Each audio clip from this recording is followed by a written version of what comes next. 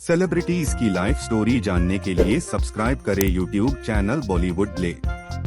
Sakura Miyawaki का जन्म 19 मार्च 1998 को जापान के कागोशिमा में हुआ था, जहां उन्होंने कम उम्र से ही मनोरंजन के प्रति जुनून विकसित कर लिया था। एक संगीत अभिनेत्री बनने के उनके सपने ने उन्हें सुर्खियों में ला दिया और उन्होंने कागोशिमा म्यूनिसिपल तानियामा एलिमेंट्री स्कूल और कागोशिमा शोयो जूनियर हाई स्कूल में भाग लेकर अपनी यात्रा शुरू की। प्रदर्शन कला के प्रति उनके प्रेम ने बाद में जापानी और कोरियाई आइडल उद्योगों में उनके करियर को आकार दिया। 2011 में 13 साल की उम्र में सकुरा ने प्रतिष्ठित जापानी आइडल ग्रुप AKB48 के एक सहयोगी समूह HKT48 के लिए ऑडिशन दिया। उनके सफल ऑडिशन ने नवंबर 2011 में HKT48 के साथ पहली पीढ़ी के प्रशिक्षु के रूप में उनकी शुरुआत की। सकुरा का करियर तेजी से आगे बढ़ा क्योंकि उनके प्राकृतिक आकर्षण और मंचीय उपस्थिति ने उन्हें प्रशंसकों का पसंदीदा बना दिया। 2012 तक उन्हें टीम H में पदोन्नत कर दिया गया और उन्होंने समूह के साथ एकल में सक्रिय रूप से भाग लेना शुरू कर दिया।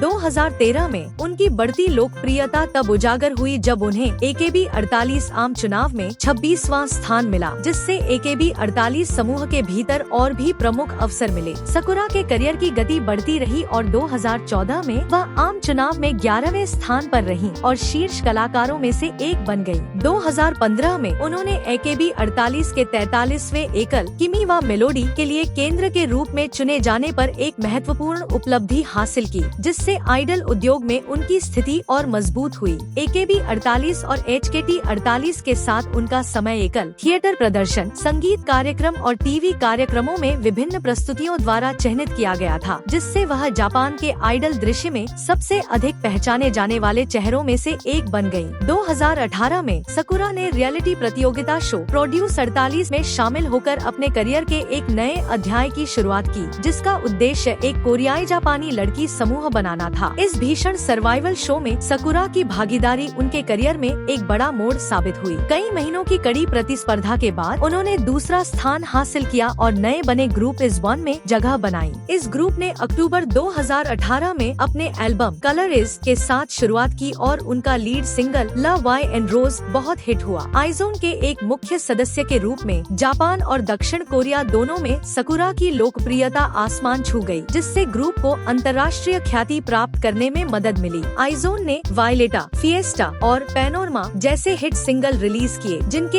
एल्बम ने बड़ी व्यावसायिक सफलता हासिल की। इस वन की व्यापक लोकप्रियता के बावजूद अप्रैल 2021 में उनके अनुबंध की समाप्ति के बाद ग्रुप का विघटन हो गया, जैसा कि योजना बनाई गई थी। आइजोन के विघटन के बाद सकुरा ने BTS के पीछे की कंपनी HYB लेबल की सहायक कंपनी सोर्स म्यूजिक के साथ अनुबंध करने से पहले एक संक्षिप्त ब्रेक लिया। साथ ही आइजोन सदस्य किम चाइवोन के साथ सकुरा ने मई 2022 में नए पॉप गर्ल ग्रुप ले सेराफिम के हिस्से के रूप में फिर से शुरुआत की। उनके डेब्यू एल्बम फियरलेस और इसके टाइटल ट्रैक ने काफी ध्यान आकर्षित किया, जिसने कोरियाई पॉप म्यूजिक की दुनिया में सकुरा की सफल एंट्री को चिन्हित किया। ले सेराफिम ने 2023 में स्टूडियो एल्बम अनफॉरगिवन जारी करके गति बनाना जारी रखा, जिसने पॉप इंडस्ट्री में एक प्रमुख शक्ति के रूप में समूह की स्थिति को और मजबूत किया। अपने पूरे करियर के दौरान सकुरा ने अभिनय में भी कदम रखा है। उनके अभिनय क्रेडिट में 2015 में जापानी ड्रामा माजिसुका गाकुएन में दिखना शामिल है, जहां उन्होंने मुख्य भूमिका निभाई। साथ ही इसके बाद के सीक्वल भी। वह 2016 में horror thriller series Crow's Blood में भी दिखाई दी, जिसमें उन्होंने माकी तोगावा की मुख्य भूमिका निभाई। हालांकि उनके अभिनय ने उनके संगीत कैरियर को पीछे छोड़ दिया है, लेकिन सकुरा ने भविष्य में अभिनय के और अधिक अवसर तलाशने में रुचि व्यक्त की है। अपने संगीत और अभिनय करियर के अलावा सकुरा ने फैशन और मॉडलिंग उद्योगों में भी अपनी मजबूत उपस्थिति दर्ज कराई है। उन्होंने कई फैशन पत्रिकाओं के पन्नों को सुशोभित किया है और विभिन्न मॉडलिंग अभियानों में भाग लिया है। इस प्रक्रिया में एक फैशन आइकन बन गई है। उनकी परिष्कृत शैली और सुंदर व्यवहार ने उन्हें फैशन की दुनिया में एक लोकप्रिय व्यक्ति बना दिया है। सकुरा का एक YouTube चैनल भी है, जहाँ वह अपने प्रशंसकों के साथ व्लॉग, ब्यूटी टिप्स और निजी पल साझा करती है। हैं। चैनल ने जल्दी ही बड़ी संख्या में फॉलोअर्स प्राप्त कर लिए, जो उनके व्यापक आकर्षण और उनके दर्शकों के साथ गहरे जुड़ाव को दर्शाता है। सकुरा के उल्लेखनीय शौक में से एक वीडियो गेम के लिए उनका प्यार है। वह गेमिंग के प्रति अपने जुनून के बारे में खुलकर बात करती रही हैं और 2020 में उन्होंने एनिमल क्रॉसिंग न्यू होराइजन्स के साथ एक विशेष इन गेम कॉन्सर्ट इवेंट के लिए सहयोग भी किया। उनके व्यक्तित्व के इस पहलू ने उन्हें अपने सुपरस्टार होने के बावजूद अपने डाउन टू अर्थ स्वभाव को प्रदर्शित करते हुए प्रशंसकों के साथ अधिक सहज स्तर पर जुड़ने में मदद की है। सकुरा की व्यापक डिस्कोग्राफी में HKT48, AKB48, आइजोन और ले सेराफिम के कई गाने शामिल हैं। उनके कुछ उल्लेखनीय कार्यों में आइजोन के एल्बम वैम्पायर 2019 से